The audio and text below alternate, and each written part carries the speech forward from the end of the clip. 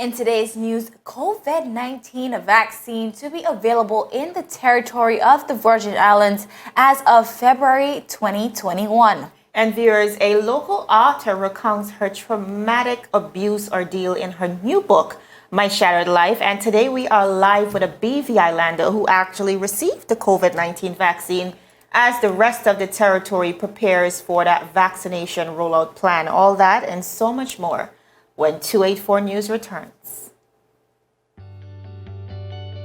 2020 posed its challenges, but thankfully, many community-minded individuals and businesses came to the forefront when needed. The BVI Red Cross would like to thank all the sponsors for their teamwork in ensuring the needs of the community were met all of 2020.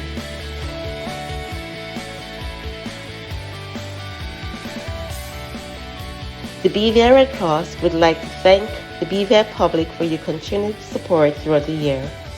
Happy New Year from the BVI Red Cross. Let's make 2021 great with the power of kindness. Viewers, welcome back to 284 News. Now, we are going to jump right into it because, Javon, we have so much to get into. But the big topic of today is the COVID-19 vaccine, who is scheduled to be in our territory as of February 2021, as well as we have a live interview with a BVIslander who has actually gotten the vaccine. So viewers, you definitely don't want to miss this, but we will jump right into it. Now, Honorable Carvin Malone, the minister responsible for health, he joined us in a live press conference earlier today, and he gave us the territory's epidemiologic report. Viewers, listen in. 28 January 2021, there exist 9 active cases of COVID-19 in the territory. Our certified laboratory at the Dr. D. Orlando Smith Hospital has reported testings of 18,947 persons. Since our last report on 22nd January 2021, 4 new positives have been recorded for a total of 141. During the same period, 12 cases have recovered for a total recovery of 131 cases. The territory has recorded 1 unfortunate death. We are not out of the woods. Now, Honorable Carvin Malone explained in this live press conference that vigilance is the new word to live by in the territory as we continue to navigate through this era of the COVID-19 pandemic. Now, the cabinet has made many decisions in an effort to combat the spread of COVID-19 in our territory. Listen in, viewers. Cabinet continued to meet regularly and in emergency sessions as we make several decisions to keep this territory and you, our people, safe. This is why, in a most recent cabinet meeting, in light of new strains of COVID-19 being prevalent in South Africa and Brazil, a decision was taken that, in addition to the United Kingdom and the Dominican Republic, to implement a travel ban of persons traveling from South Africa and Brazil to the Virgin Islands. As a reminder, the ban was put in place to promote public safety during the COVID-19 pandemic and does not apply to nationals, belongers, residents, work permit holders, persons permitted to reside in the territory, diplomats, and persons employed by government and statutory agencies. A 14 days quarantine would be mandatory in these circumstances. Cabinet has advised the renewal of the curfew order to 15th February 2021. I will now report. Now, Javon, we see where Cabinet has made a decision that travelers out of South Africa and Brazil has now been added to that list as of the Dominican Republic as well as the UK, because the South Africa is now seeing a new strain of the COVID-19 virus, as well as we see where our curfew, our never-ending curfew, has been extended. A curfew without justification? Yes, that one. Okay, so our curfew are 2 a.m. to 5 a.m., just 3 hours out of the evening. We are under curfew and it has been extended. Now, Honorable Malone announced that the AstraZeneca vaccine, which has been approved by UK regulators, will be available in the territory after its arrival on February 4th. Listen to what he had to say via this live press conference. This announcement, distribution of vaccines within the United Kingdom started in the new year, and it is expected that tentatively vaccines will begin to be available in the territory after its arrival on February 4th, 2021. The United Kingdom government has approximately 100 million doses in total, and AstraZeneca is working closely with Public Health England and the National Health Services England to support the deployment of vaccines across the UK and its territories. The Ministry of Health will therefore work closely with Public Health England, CARPHA, and PAHO, WHO, to support a comprehensive program in the territory, including local stakeholders, to make the vaccine available on a voluntary basis to residents. The AstraZeneca vaccine is recommended to be given in 2 separate doses with an interval of 4 to 12 weeks between doses. The regimen has been shown to be effective in preventing symptomatic COVID-19 with no severe cases or hospitalization more than 14 days after the second dose. The AstraZeneca vaccine was co-invented by the University of Oxford and its associated company, Vincitech, and made available at cost. Research studies have shown it to be 70.4% efficient in preventing symptomatic COVID-19 as well as severe diseases or hospitalization, with a 90% efficiency in a subgroup receiving a half dose followed by a full dose. The recommended regimen would likely therefore be the half dose followed by a full dose regimen with the higher efficiency. It is approved in persons over 18 years of age, and pregnant women are excluded. Studies in these subgroups will continue, and approval may be granted in these groups depending on results at a later date. Published safety data increases or indicates that this vaccine is well tolerated and has no serious safety effects confirmed related to the vaccine. So now we are aware of the AstraZeneca vaccine being available as of February 4th in our territory. But what viewers and the residents have really been asking is who will take priority? And essentially, the minister responsible for health did address this in his live press conference. The vaccine will be administered in a phased approach, as reported by Minister of Health as said before. Now listen in as he explains the phased rollout. The team will begin communicating early and putting plans in place to deliver for the delivery of vaccine in a phased approach to the public as follows. Phase 1. Healthcare and frontline workers. Phase 2, people with underlying conditions that put them at risk of severe COVID-19 disease or death, and persons over 60 years old. Phase 3, essential workers at high risk of exposure. Example for those who are teachers, school staff, workers and persons in home cares, shelters, prisoners and prison staff, and hospitality workers. Phase 4, young adults. Phase 5, all remaining residents. While the government would adhere to the above, it is important to understand that as far as possible, all persons who want access to the vaccine must and will be afforded that opportunity. The government is committed to providing this vaccine without cost to the public through the public health system and also making it available through private providers, and will seek to ensure that access through the private sector will be at reasonable cost. Members of the public are asked to remain patient and calm as the committees do their work to ensure a safe and efficient rollout of vaccines across the territory.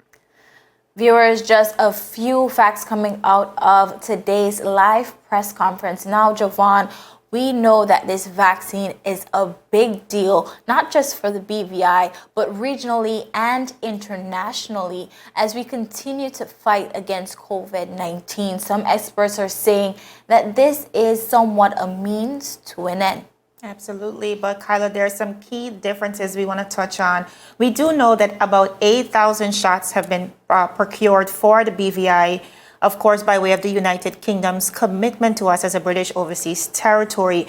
But we need to look at the type of vaccine as well that's being secured for us here in the Virgin Islands. And that is the AstraZeneca vaccine, which, Kyla, I mean, there's no good way for me to say this. It is the least effective of the three that were already approved in the United Kingdom. We had Moderna and Pfizer, who both have an effective rate of 95%. However, we see AstraZeneca coming in with 60-something to 70%.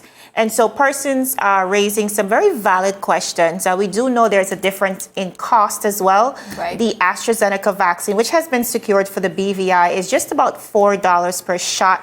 However, we do see Moderna coming in at $20 per shot and Pfizer at $37. So we do know as well. Difference in price. Absolutely. AstraZeneca seems to be the only brand that is not seeking to necessarily make a profit. And then the final distinction is in how it's going to be stored. Yes. And we look at Pfizer, which is the most high maintenance vaccine that has to be stored at a negative 94 degrees Fahrenheit. However, we see with Moderna, you can store that in a standard fridge for up to 1 month. And then with AstraZeneca, which is the one secured for the BVI, it can be stored in a refrigerator for up to 6 months. So different factors to consider, but we do have to mention that AstraZeneca, again, which was secured for the BVI, is still not authorized or approved in the United States of America. So we still have a long way to go. Of course. We see vaccines being rolled out across the world, but we have to ensure and continue to question the government too, because even beyond the UK securing vaccines for the territory, we have to also question what is government willing to do and if there will be a difference in the vaccine chosen for the Virgin Islands. Of course, and we also need to consider the fact that vaccines are a scarcity right now. Much nations are fighting over these doses for their residents. It's a big competition. We see where 8,000 has been secured for the BVI thus far. Do we know when the next batch will be coming? That is also a very valid question. Absolutely. But viewers, we have to move on for now. On Tuesday, January 25th, this is last Tuesday, of course, Lucinda Gordon's name was added to the plethora of local authors here in the Virgin Islands. But it wasn't just any book. Lucinda tells a heart-wrenching story of domestic violence, her story that is, that resulted in her arm being severed. But viewers, not even that could break the resilient spirit of Miss Gordon. Listen in as she walks us through the ordeal from an excerpt from her new book. I decided to write this book for several reasons. But one of the main reasons I wrote this book was to silence my critics. I wanted people to know, to hear my story and not have my story to be continued to be told by others. My attacker, a close friend, male friend of my attacker once told me, "You should have died on that hill that night and not him." If I was a weak person, I would have been further shattered. Just as the book says, my shattered life. I would like to share an excerpt from the book with you at this point. On Monday, November 28, 2016, I arrived home from steel pan practice about 7:35 p.m.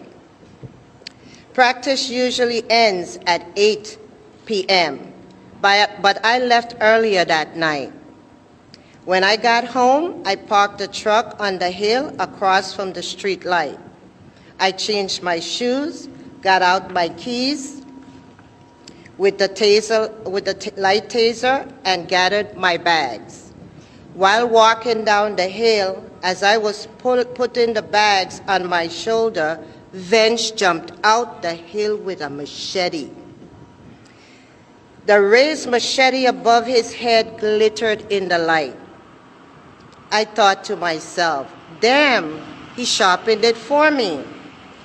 I observed how well he blended into the terrain. He was wearing a gray shirt and trousers. They looked like the bushes from which he had just emerged. From the moment I saw Vance, I began to yell at the top of my voice, "Help! Help! Help!" After leaving the bushes with the machete raised in his right hand, he uttered his familiar question, "Why are you doing this?"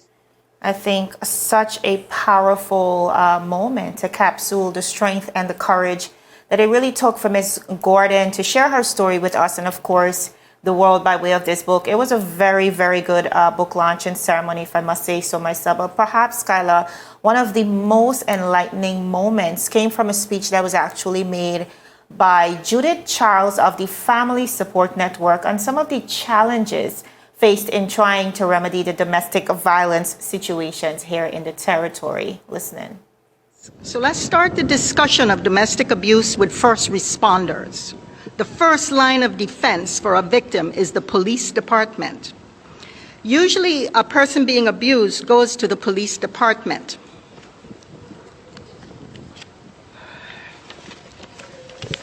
If at all possible. Here are some of the challenges victims face and the challenges that FSN faces. Not all police officers believe victims when they go to report. Some do not give instructions to the victims, such as, "You must file a report." Some officers simply do not believe the story, and so they don't encourage reporting. Some just say, "Go to FSN for help." In cases where there have been multiple complaints, there is even more lack of interest. I once called the police department in East End and asked for someone to go and pick up a lady and take her to a safe place that I named. The police officer asked me if again. I eventually got him to go get the lady. She was sitting in a car with no proper clothing and no shoes, and all her small children around her crying. The officer took her to the safe house. The next day, we had to go get her some clothes and shoes so she could go to the police department and fill out the report. Nothing can be done without a police report. On some of the occasions when I've been called out to help someone, I've heard that story about no reporting more than once. So it seems to me we could do a better job of training police officers, especially new recruits, in domestic violence protocol. FSN has made presentations to police officers. We've been involved with training for police officers being done by other agencies. Unfortunately, I find that officers never really complete the full course. They either come when it's already started or they leave before it's completed. They are always urgently needed elsewhere.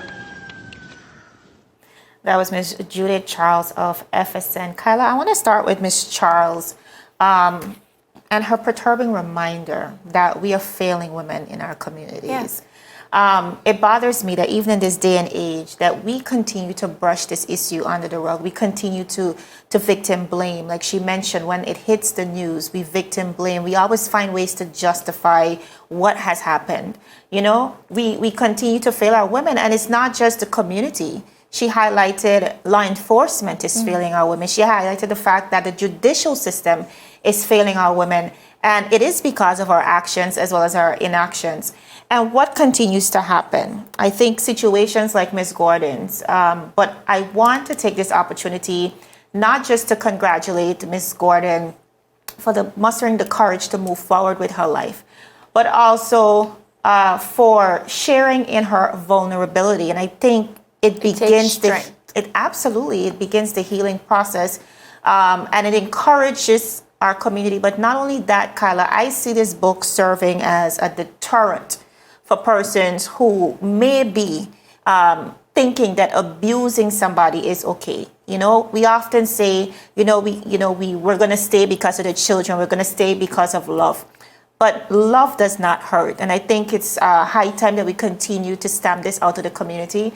And viewers, of course, if you need a copy of the book, you can call 442-2732 to secure a copy. I think it would bring her utmost joy to know that her story, as she wants it to be told, is finally being heard. I do agree. It's so much to say on this topic.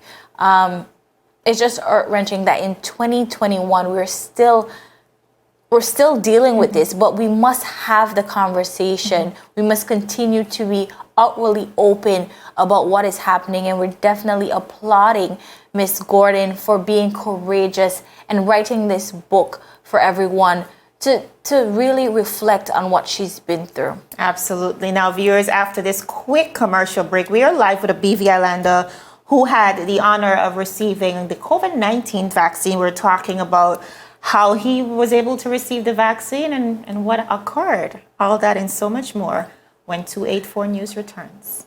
The win! Oh! What the hell?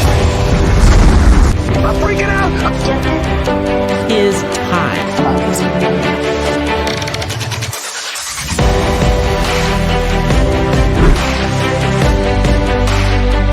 284 News. Coming to you live and direct from the beautiful British Virgin Islands. What's poppin', what's really good, what's happening, what's up? Davis has won it for the Lakers.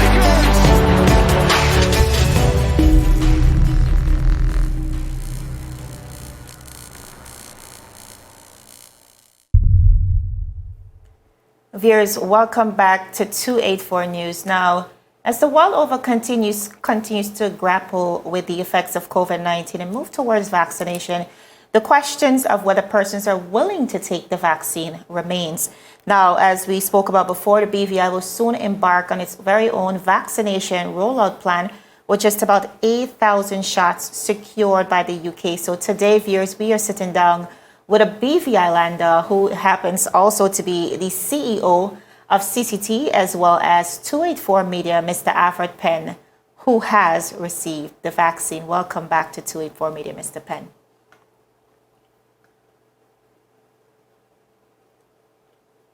Thank you, Jovan. You're welcome. Now, Mr. Penn, it has been quite a whirlwind trying to find our way from the onset of this novel coronavirus pandemic. It has changed quite a number of things.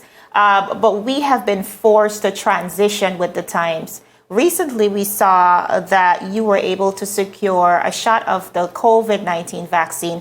First of all, tell us what inspired you to get the vaccine?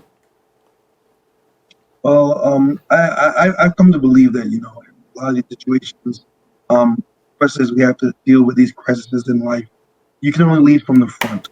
And I'm fortunate. I'm married to a physician.